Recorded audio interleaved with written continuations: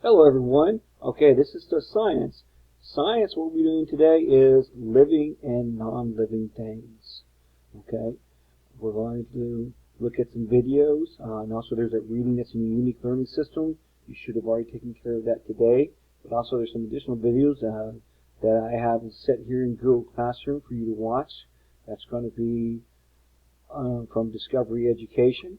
Now remember, a living thing is something that eats, sleeps, breathes, and walks on its own and grows and reproduces. Now remember, a non-living thing doesn't do any of those. It just kind of sits there unless we make it move, okay, or we use it for something. So, and also a non-living thing does not eat, breathe, reproduce, or walk on its own, or think for itself at all. So be sure to watch the videos and take the quiz at the end. I know you'll do great. Talk to you soon.